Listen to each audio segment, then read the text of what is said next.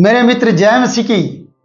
प्रभु का धन्यवाद हो आज के दिन के लिए कि आपसे रूबरू होने का मौका मिला है कि मैं आपके लिए सुंदर वचन लेकर आऊं। भजन संहिता 27 को हम देख रहे हैं और भजन संहिता 27 के 4 पद से जब हम पढ़ते हैं प्रियो, यहाँ पर इस प्रकार से लिखा है, एक बार मैंने यहोवा से मांगा है, उसी के यत्न में लगा रहूंगा कि जीवन भर यहोवा के भवन में रहने पाऊं, कि जिससे कि यहोवा की मनोहरता पर दृष्टि लगाए रहूं और उसके मंदिर में ध्यान किया करूं। एक विजयी आदमी, एक शत्रु को हराने वाला आदमी, हमेशा युद्ध लड़ने वाला आदमी, हमेशा प्रजा की सुनने वाला और न्याय करने वाला आदमी और राजा, जिसको हम कह सकते हैं वो दाऊद है। और दाऊद इस प्रकार से अभी भी चाहत रखता है कि सब कुछ मिलने के बावजूद भी कोई किसी प्रकार की कमी नहीं है, संतुष्ट व्यक्ति होने पर भी प्रियो परमेश्वर को कभी नहीं भूला है। आपके पास कुछ हो या ना हो, आप परमेश्वर को भूल जाते हैं। अगर आपके पास ज्यादा आशीषें आ जाती हैं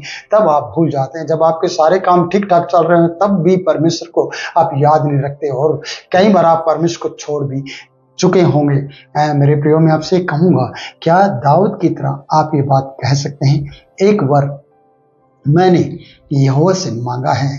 आपके वर्क कई प्रकार के हो सकते हैं, आपकी डिमांडें कई प्रकार की हो सकती हैं, आप कई प्रकार से परमेश्वर से रोज प्रार्थना करते हैं, लेकिन दाऊद की जो प्रार्थना है वो ये है कि एक बार मैंने यहोवा से मांगा है कि उसी के यत्न में लगा रहूंगा। जो मांगा है उसके यत्न में लगा रहना, उसके ऊपर कार्य करना।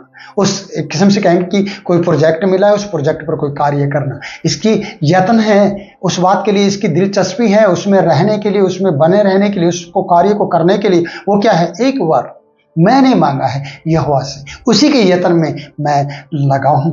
दाऊद उस कार्य में लगा हुआ है परमेश्वर के भवन में रहने के लिए, क्योंकि ये कह रहा है जीवन भर मैं यहोवा के भवन में रहने पाऊं। प्रियो, जीवन भर पृथ्वी पर रहते हो यहोवा के भवन में और मरने के बाद यहोवा के घर में। कितनी बड़ी बात है कि सब कुछ है, सब कुछ होने पर भी परमेश्वर के भवन को भूला नहीं है दाऊद। परमेश्वर के भवन से दूर नहीं है दाऊद, परमेश्वर से जरा से भी हटता नहीं है दाऊद। दाऊद हमेशा परमेश्वर से प्यार करता है। इन वचनों से पता चलता है कि एक बार मैंने यहोवा से मांगा है और उसी के यत्न में लगा रहूंगा, उसी के लिए मैं प्रैक्टिकल करता रहूंगा, उसी को जब तक मिल ना जाए तब तक मैं यत्न करता रहूंगा। सोच कर देखिए, क्या है वो यत्न, किस बात के लिए यत्न कर रहा है, कि मैं जीवन भर यहोवा के भवन में रहने पाऊं। क्या आपकी चाहत ऐसी है कि मैं जीवन भर यहोवा के भवन में रहूं? प्रियो, आप अपने घरों में रहते हैं, कई बार आप 2-2 महीने से चर्च तक नहीं आए होंगे, आराधना करने नहीं आए होंगे, आपने परमेश्वर को धन्यवाद नहीं दिया होगा। आपको तब याद आई होगी जब आप कोई न कोई समस्या में फंसे होंगे, जब आप समस्याओं से घिरे होंगे, तब ही आपने।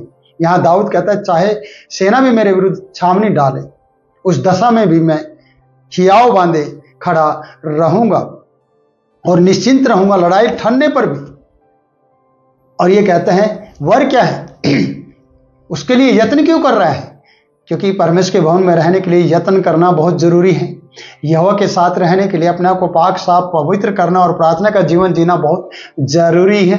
ये जरूरी तब बन जाता है प्रियो जब आप यत्न करते हैं, जब आप उससे प्यार करते हैं। इसलिए जीवन भर के लिए यहोवा के भवन में रहने के लिए दाऊद की डिमांड है, उसका यत्न वो कर रहा है और वो वर के रूप में परमेश्वर से मांग रहा है। क्या आप परमेश्वर के भवन में रहने के लिए ऐसा वर मांगते हैं? मुझे नहीं लगता कि आप ऐसा करते हैं, पर अगर आप ऐसा करते हैं तो सचमुच में आप आशीषित व्यक्ति हैं, आप धन्य व्यक्ति बन जाएंगे। इसलिए आगे लिखा है, जिससे यहोवा की मनोहरता पर मैं दृष्टि लगाए रहूं। अगर मैं उसके भवन में रहता हूं जीवन भर के लिए, तो उसके मनोहरता पर जो वो कार्य करता है, जो उसकी देखने, उसे देखकर खुशी मिलती है, जो उसकी मनोहरता है प्रियो, उस पर मैं दृष्टि लगाए रहूं और उसकी मंदिर में ध्यान किया करूं। मनोहरता पर ध्यान लगाऊं और मनोहरता पर दृष्टि लगाऊं और मंदिर में ध्यान किया करूं। इस वजह से हम इस प्रकार से बताता है, उसको 14 पद वहां लिखा है, मेरे मुंह के वचन और मेरे हृदय का ध्यान तेरे सन्मुख ग्रहण योग्य हो। हे यहोवा परमेश्वर मेरी चट्टान। ये भी दाऊद कह रहा है प्रियो, मेरे मुंह के वचन, मेरे हृदय का ध्यान तेरे सन्मुख ग्रहण योग्य हो। हे यहोवा परमेश्वर, मेरी चट्टान और मेरे उद्धार करने वाले। सोच के देखो, यहां पर फिर से कहता है, एक बार मैंने यहोवा से मांगा है। देखिएगा क्या डिमांड है। आपकी डिमांड बड़ी बड़ी है और ऊंची है और महंगी है, कॉस्टली है। आपकी डिमांड है, आपकी डिमांड है जिस पे आप खरा नहीं उतर रहे हैं, वो आपकी डिमांड है। लेकिन दाऊद की डिमांड क्या है? तेरे भवन में आनंद की भरपूरी है, मैं वहां रहना चाहता हूं। उस तेरी मनोरथ पर दृष्टि लगाना चाहता हूं। मैं तेरे मंदिर में ध्यान करना चाहता हूं, ताकि मैं ध्यान करूं। ध्यान करना प्रार्थना करना होता है, ध्यान करना मेडिटेट करना होता है, ध्यान करना उसकी ओर मन लगाना होता है। क्या आप ऐसा सोचते हैं प्रियो कि आप उसके मंदिर में जाएं और उसकी तरफ ध्यान करें और मन लगाएं और प्रभु परमेश्वर आपकी मदद करे?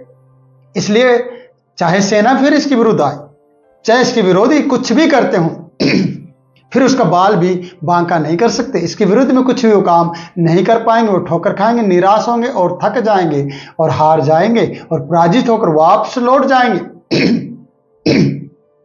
क्यों? क्योंकि परमेश्वर इसके संग है, यीशु इसके संग है, परमेश्वर इसके संग है। इसलिए आगे लिखा है, क्योंकि वह तो मुझे विपत्ति के दिन क्या करेगा प्रियो?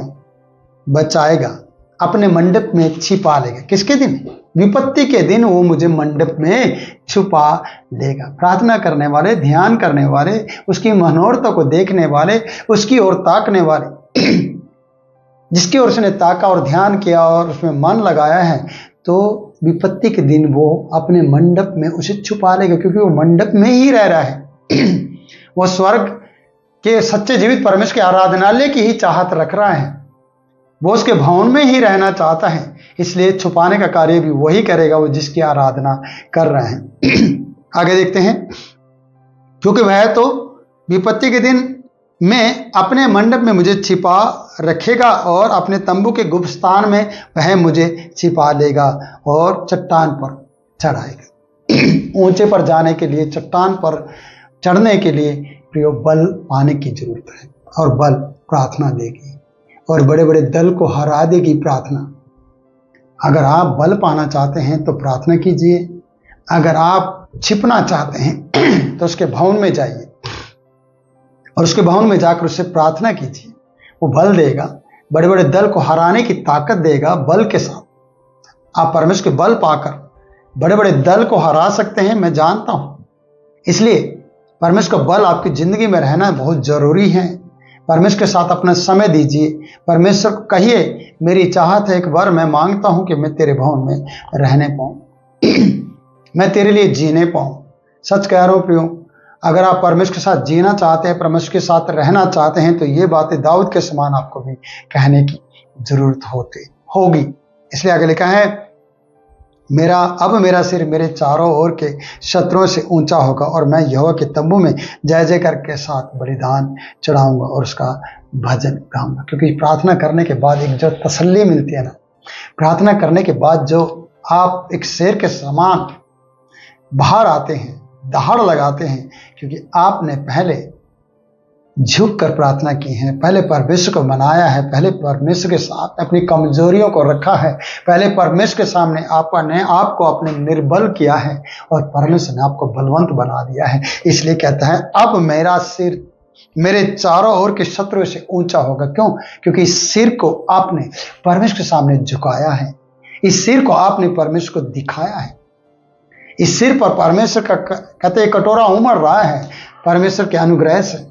इसलिए वचन बता रहा है प्रियो, आपको सोचना है कि मेरा सिर मेरे चारों ओर के शत्रु से ऊंचा होगा। कब? अब जब प्रार्थना की गई है, जब आपकी चाहत परमेश्वर के प्रति बनी हुई है, जब आप परमेश्वर के लिए अपनी चाहत रखते हैं और प्रतिदिन, प्रति रात, प्रति भोर, प्रति है ना समय, हर समय आप प्रार्थना में अपना समय देते हैं, तो आपको परमेश्वर शत्रुओं से आपके सिर को ऊंचा करेगा, चारों ओर से ऊंचा करेगा। इसलिए दाऊद कह रहा है, अब मेरा सिर मेरे चारों ओर के शत्रुओं से ऊंचा होगा और मैं यहोवा के तंबू में जय जयकार के साथ बलिदान चढ़ाऊंगा। जिंदा रहेगा, बलिदान चढ़ाएगा, प्रार्थना करेगा, ताकत पाएगा। इसलिए कई बार हम तंबू तक नहीं जाते और हम अपने ही उन लोगों में खोए रहते हैं, अपनी जिंदगी और परमेश्वर को बलिदान चढ़ाना तो दूर, उसे धन्यवाद भी देना नहीं चाहते हैं।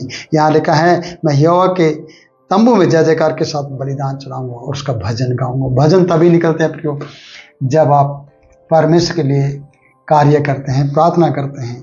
इसलिए आप बने रहें, आप अच्छे बने और वर मांगे, वैसा वर कि परमेश्वर के भवन में रहने के लिए आपकी चाहत हो और परमेश्वर आपको उपयोग में ले आएगा। परमेश्वर आपकी चाहत को बढ़ा देगा। परमेश्वर आपको मजबूत और बल देकर शत्रुओं को हराने की ताकत आपको दे देगा और आपके शत्रु पराजित होकर आपसे दूर चले जाएंगे और आप हियाव बांधे निश्चिंत खड़े रहेंगे। ऐसी दशा आती जाती रहती है, पर प्रार्थना करना कभी भी ना भूलें। प्रभु इन वचनों के द्वारा आपको आशीषित करें। ये वीडियो आपके लिए आशीष का कारण बने। वीडियो इसको लाइक करें, शेयर करें, हमारे चैनल को सब्सक्राइब करें। जय मसीह की।